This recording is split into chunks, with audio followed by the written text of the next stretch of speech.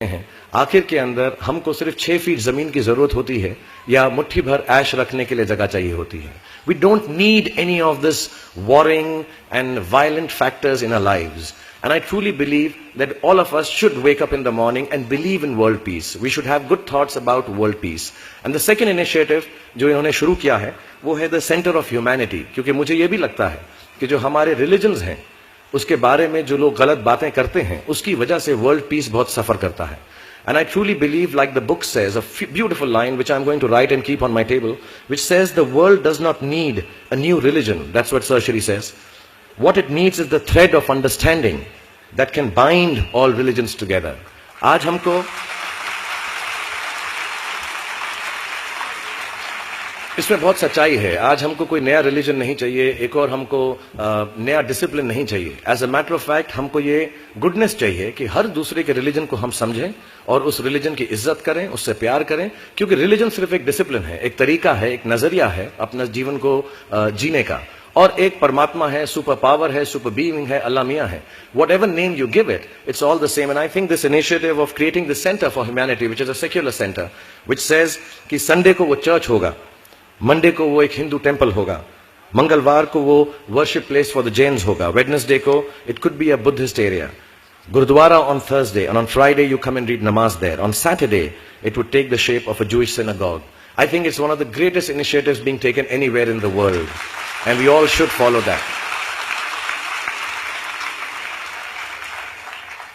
जितने भी जवान पीढ़ी के लोग यहाँ पर हैं मेरे जैसे जो 20-22 साल के हैं, उन सब से मैं यही गुजारिश करूंगा कि प्रैक्टिकल पर्पसफुलनेस, कि जो काम आप कर रहे हैं उसका कहीं ना कहीं नतीजा अंजाम मिलना बहुत जरूरी है। अगर आप 8 घंटे काम कर रहे हैं तो उसकी आपको तनख्वाह मिलनी चाहिए। अगर आप फिल्मों में काम कर रहे हैं तो आपको उसके लिए अवार्ड मिलना चाहिए। जो भी मटेरियल चीज आपके दिल में है उसकी आस्था, उसका दिमाग में, उसको हमेशा रखें। मैं कभी भी किसी बच्चे को ये नहीं कहूंगा कि सारी जिंदगी सोशल वर्क में गुजार दो, अच्छे काम करो, सिर्फ प्रेयर करो। No, I think you should go and get what you want in life, all the material things. You should have a big house for your family, you should have a good car for your elder parents, you should be able to educate your sister and your daughter to the best possible way that you can. Please do all that, but somewhere in your heart remember that each job that you do, जो भी कार्य आप करें, जो भी काम आप करें, उससे कहीं ना कहीं ह्यूमैनिटी का कुछ ना कुछ पॉजिटिव होना जरूरी है, कहीं ना कहीं पर उनका बढ़ावा होना जरूरी है। If you keep that thought in mind, मैं भी आपको बताऊंगा, कुछ लोगों ने स्टीव जॉब्स के बारे में सुना होगा, अभी रिसेंटली उनका देहांत हुआ। उनको कैंसर था, पैनक्रियाटिक कैंसर था, एंड उन्होंने एप्पल कंपनी सबसे बड़ी कंपनी मानी जाती है दुनिया के अंदर आजकल, उन्होंने अपने अंतिम समय में 6 महीने में रियलाइज किया कि जब भी मुझे मालूम पड़ा कि अब मेरी मौत करीब है, मुझको फेलियर और सक्सेस दोनों का डर या उससे खुशी खत्म हो गई।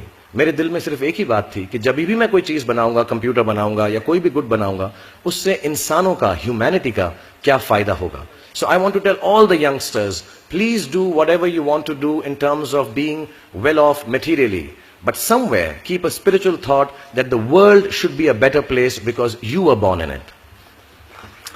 Apart from this, मुझसे कहा गया है कि एक